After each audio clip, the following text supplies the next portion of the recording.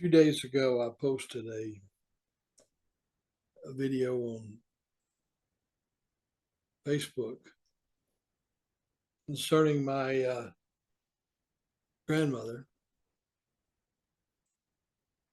So this brings to mind all the stories she told me as I was growing up. She was born, best I can determine, in 1886. This was roughly 12 years after the Civil War. She was born in Edwardsville, Alabama. Her dad was a Methodist minister.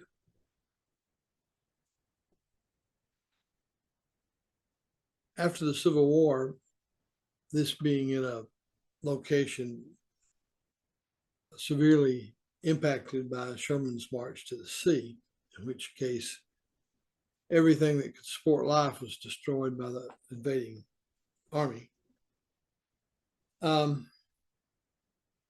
Things were really tough for everybody. Malnutrition was very common,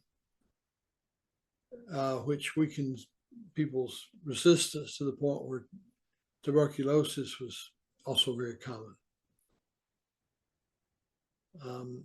My grandma's name was Zora. That's a name from the Bible, the Old Testament, spelled Zorah.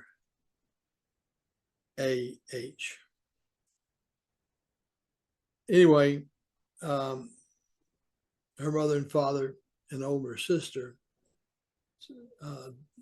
contracted tuberculosis and died. That left her as the oldest surviving child. And I'm uncertain how many siblings were left. I want to say two, but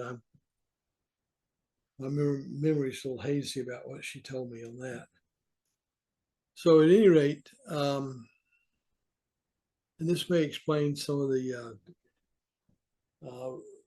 race relations in the South. After the Civil War, and the slaves were freed, of course, they were looking for work. And white folks, like my grandma, they were also looking for work. Well, the people who had work to be done preferred to hire white folks over black folks. So for the next several years, she earned a living for herself and her siblings by working in the cotton fields, just as the slaves had done for years. And for that, she was paid a huge sum of 25 cents a day. I say huge because 25 cents would buy some groceries. But at any rate, it's tough work out in the hot southern sun. She did that for years. When she was up about 30, almost 30, and her siblings were almost grown, or were grown. Well, they were grown, actually. And I don't know if any of them had moved off on their own or exactly what that was. Unfortunately, I was young when my grandma was telling me these things, and I didn't know the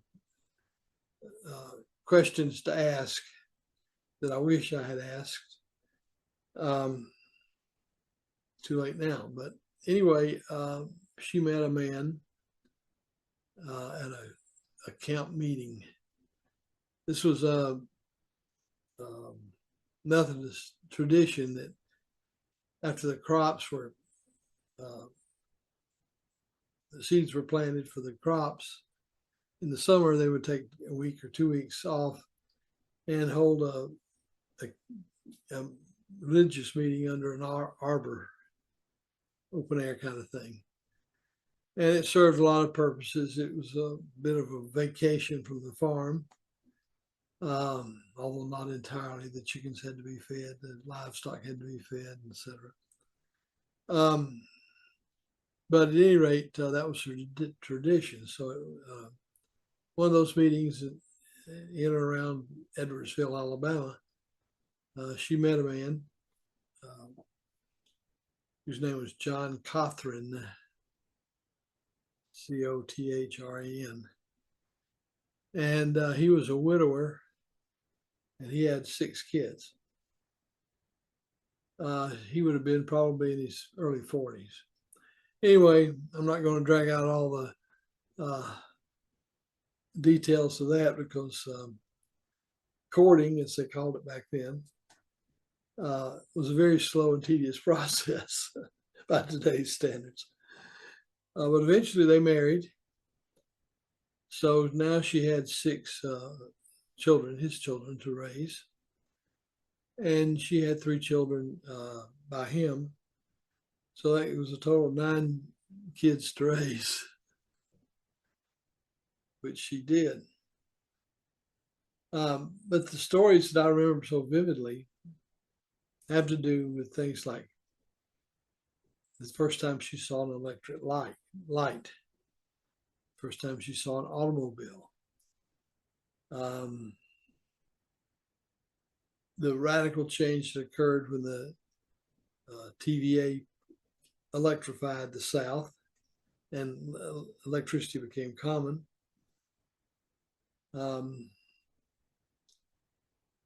All the things that we do today, like go to the store and buy food,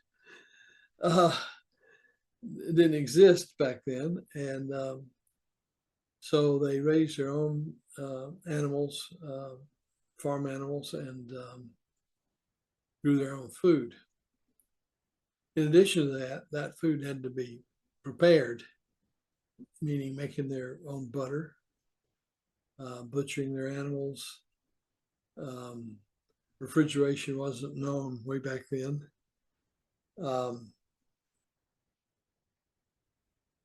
In the very beginning, they didn't even have ice boxes.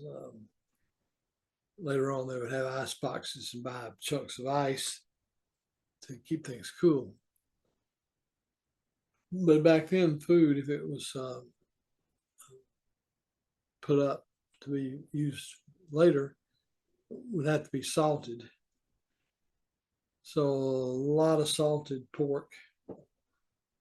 Beef was so expensive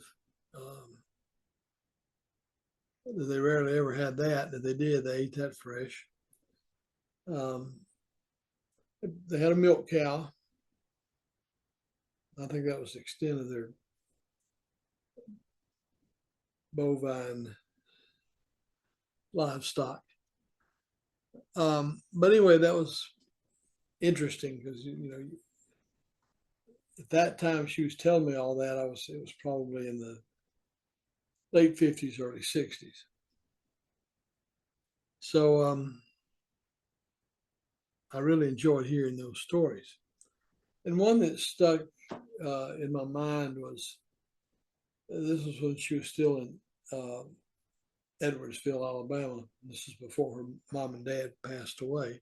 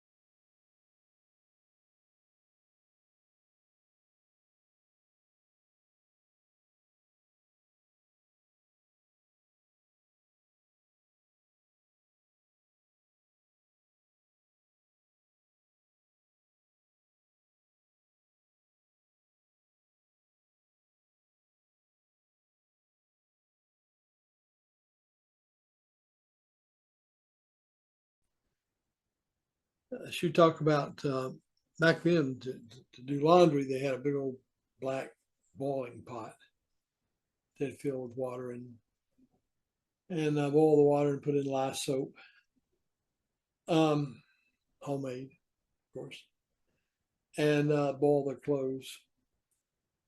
Um, anyway, in the South after the war, the Confederate veterans, there was no pension. Uh, so a lot of them were wounded or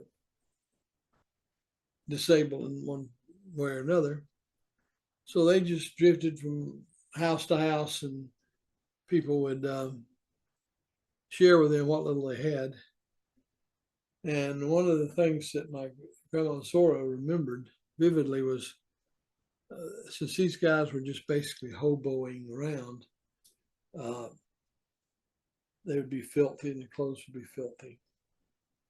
So her mom would have her put up some quilts on a clothesline, and the veterans would get behind the quilts, shed their clothes, and my grandma would take those clothes and put them in the wash pot and boil them, and then they had to be dried.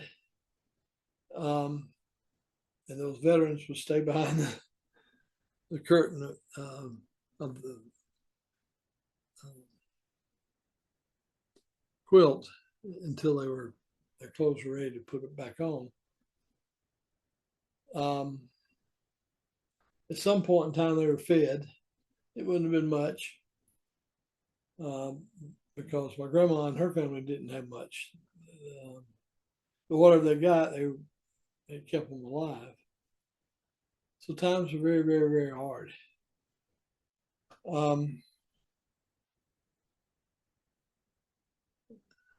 I'll tell you one brief thing about when she saw the first car.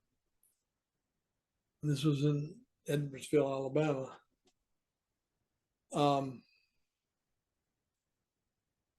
Her dad was still alive, and he was preaching at one of the camp meetings.